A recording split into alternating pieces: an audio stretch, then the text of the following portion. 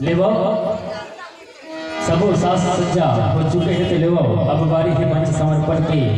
हे राम जी आपके चरण कमल पर यह चतुर्थ पुष्प सादर अर्पित है। हे राम जी आपके चरण कमल पर यह चतुर्थ पुष्प सादर अर्पित है। लीजिएगा बंधु यह बरही का पावन मंच आपके लिए 45 मिनट के लिए सादर समर्पित है, सादर समर्पित है, सादर समर्पित है। हराबंती के संग जोरदार जयकारा के साथ बोल सियावर रामचंद्र की, भूत भावन भोलेनाथ भगवान की, अनंत गुणवंत बलवंत भगवान हनुमत लाल जी महाराज की जय।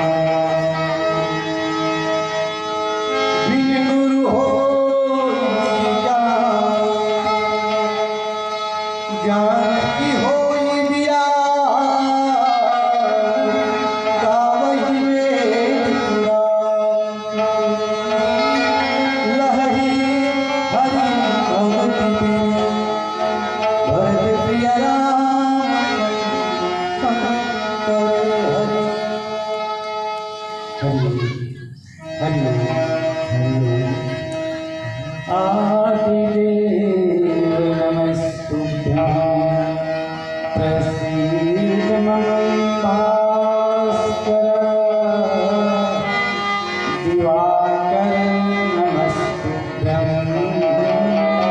प्रभाकर नमस्ते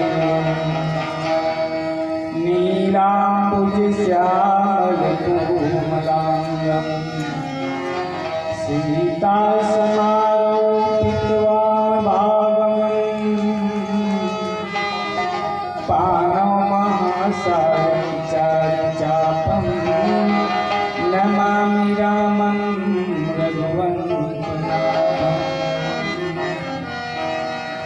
यत्र यत्र रघुनाथकीर्तनं तत्र तत्र कृतमस्तकाञ्जलिं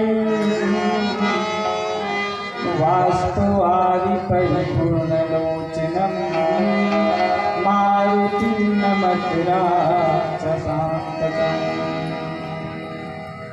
श्री तुलसीदास जी की पद कमल बारंबार मना गुण गाओ सिया राम के श्री हनुमत सियावर रामचंद्र की जय उमापति महादेव की जय।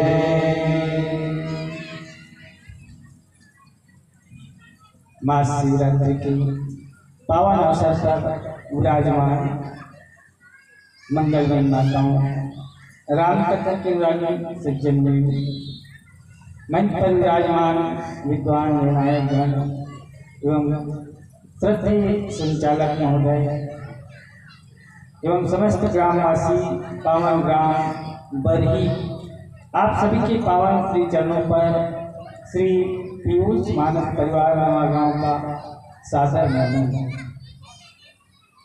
भगवान राघवेंद्र सरकार की महती अनुकंपा और जीवन में पुण्य फल के हेतु आज हमें एक पावन से अवसर मिला है। आपके पुण्य ग्राम में पावन राम कथा को कहने और सुनने का सादर योग प्राप्त हुआ है। ये राम कथा जीवन की हर समस्याओं का समाधान करता है।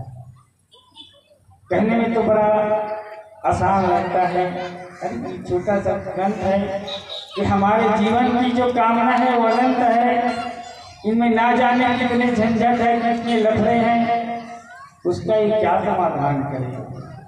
परंतु हम सच्ची श्रद्धा, सच्ची विश्वास, सच्ची आस्था के साथ इस पावन ग्रंथ का हृदय से भगवान करे, हृदय में स्थापित करे, तो सचमुच हमारे जीवन के लिए कल्याण करते हैं। जीवन की बड़ी बड़ी समस्या से गोसाई जी तो कहते हैं कि राम चरण जो चाह अथवा पद निर्वाण। देखिए कितनी बड़ी बड़ी बात, भगवान की चरण में अगर प्रेम चाहते हो या मोक्ष चाहते हो, मोक्ष मतलब आवागमन के चक्र से निवृत्ति, पुनरपि जननम पुनरपि मरणम पुनरपि जननी जठरे शयनम, ये जो बार बार इस मृत्यु लोक में आने का सिलसिला है, अगर इसको खत्म करना चाहते हो, मोक्ष पाना चाहते हो, तो क्या करो, केवल एक काम, भाव सहित सो यह कथा कर श्रवण। भाव से इस पावन कथा का केवल श्रवण करें, और श्रवण करने से ही हमारे जीवन में मुक्ति हो जाएगी वो जीवन की, और भगवान के श्री चरणों में आप प्रेम हो जाएगा। ये कितनी बड़ी बात है, परंतु ये इतना आसान नहीं है, क्योंकि ये कलिकाल है। इस कलिकाल में कोई भी साधन संभव नहीं है। ये कलिकाल की महान ऐसी विद्या है या महान ऐसी शक्ति है समझो, जिसके प्रभाव से व्यक्ति जो है कुछ कर ही नहीं सकता। यह कलिकाल साधन पूजा कोई उपाय नहीं है। तो इसलिए बड़े प्रेम से इस पावन कथा का रसपान करें, क्योंकि जो यह कथा स्नेह समेता कहीं सुनहि समझ सचेता, होई है राम चरण अनुरागी, कलिमल रहित सुमंगल भागी। हमको कुछ ज्यादा नहीं करना है, इस कथा को बड़े प्रेम से बड़े श्रद्धा से सुनना है और सचमुच अगर विश्वास करे तो उसी में जीवन की मुक्ति छुपा है। आज मानस के जिन पावन प्रसंग पर हम विचार करने जा रहे हैं, बहुत ही गहनतम प्रसंग है।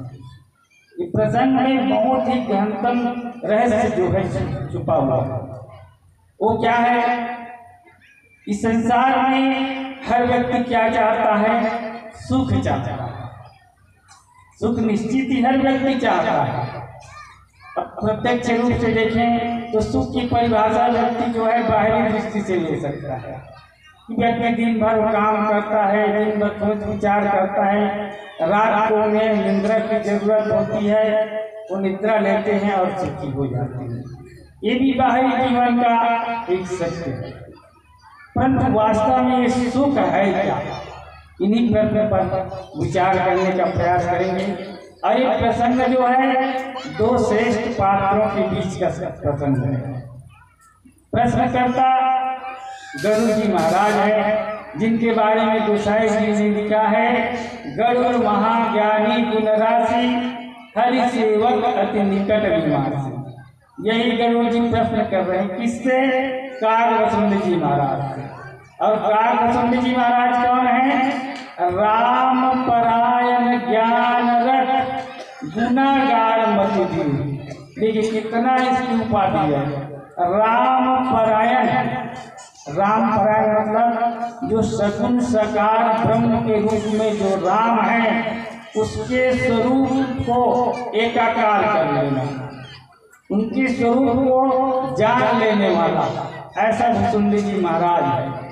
राम परायण ज्ञान, ज्ञानियों में भी शिरोमणि है। अब गुनागार मत धीर, गुण का भंडार है और धीर बुद्धि है। धीर बुद्धि मतलब जिसकी बुद्धि जो है कभी विचलित नहीं होता, विपरीत परिस्थिति आए तब भी जिसकी बुद्धि जो है विपरीत नहीं होता, ऐसे व्यक्ति को धीर बुद्धि कहते हैं। अब ये संवाद जो है कागभूषुंडी और गरुड़ जी का, अब दूसरे अर्थ में देखें तो दो पक्षी के बीच संवाद है। पक्षी सामान्यतः हम जीव जगत में देखते हैं, उनके पंख होता है, वो उड़ सकता है, तो पक्षी का भी बड़ा तात्विक महत्व है। और ऐसे के दो पात्रों के बीच का ये संवाद, जहाँ संसार में जीव के सुख की कामना की जो चाहत है कि हमें संसार से सुख मिले, तो कैसे मिले? बड़ा सुंदर उदाहरण देते हैं कि जैसे गुरु बिना होई की ज्ञान, ज्ञान की होई विराग। बिना गुरु के किसी को ज्ञान नहीं मिलता, या वैराग्य के बिना किसी को ज्ञान नहीं मिल सकता। दोनों सत्य है। इस संसार जैसा दिखता है वैसा है नहीं। पहली बात तो ये संसार क्या है? गोल है।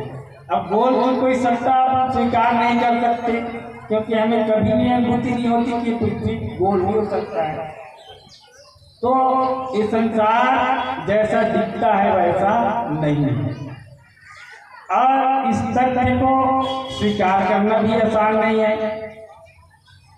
इसलिए जब तक गुरु ना हो, जो चीज हमें दिखाई नहीं देता है उसको दिखा दे, वही तो गुरु है। जगह अपन घर के उदाहरण देखें, एक छोटी सी बच्ची जो कभी चूल्हा चौका का काम नहीं किया हुआ, वो अगर 15-20 साल का भी हो जाए और कभी उन्होंने चूल्हा चौका का काम नहीं किया है, आप उनसे कहोगे कि बेटी मेरे लिए चाय बना दो, तो नहीं बना पाएगा। चाय बनाना कितना आसान काम है कि नहीं? परंतु जिन्होंने कभी चाय नहीं बनाई है वो नहीं बना सकते, क्योंकि जब तक उसे कोई बताने वाला ना हो कि चाय कैसे बनाया जाता है, कितनी मात्रा में क्या डाला जाता है। इस संसार को जानने के लिए गुरु की आवश्यकता है, बिना गुरु कोई संसार को नहीं जान सकता। इसलिए ज्ञान बिना गुरु के नहीं हो सकता। या जीवन में जब वैराग्य नहीं आएगा तब भी ज्ञान नहीं हो सकता। इतनी साधना है जीवन की। और वैराग्य का क्या अर्थ है? वैराग अर्थात जैसे हमारे शरीर से हम किसी वस्तु को छोड़ देते हैं, शरीर से छोड़ देने का नाम है त्याग। किसी को हम त्यागी महात्मा कह देते हैं। उन्होंने सारे संसार को छोड़ दिया, घर परिवार छोड़ दिया, तो उसे हम त्यागी कहते हैं। परंतु विराग क्या है? कोई संसारिक वस्तु का भान हमारे मन में भी ना आए, तब ये विराग की स्थिति है। त्याग और विराग में यही अंतर है। शरीर से किया हुआ त्याग जो छोड़ना है वो त्याग है, और मन से जिसका छूट जाना ये वैराग है। तो दोनों शर्तों में ज्ञान जो है तभी आती है जब गुरु की कृपा हो या वैराग्य की प्राप्ति हो। और इतना बड़ा बड़ा उदाहरण देने के पीछे कालभूषण जी महाराज का भाव क्या है? उसी प्रकार वो कहते हैं कि सुख की लहरी हरि भगत में। ये सुख जो है मनुष्य के जीवन में तभी आता है जब हमारे जीवन में भक्ति का आगमन होता है, परमात्मा के चरणों में अनुराग होता है, तब ये जीवन में सुख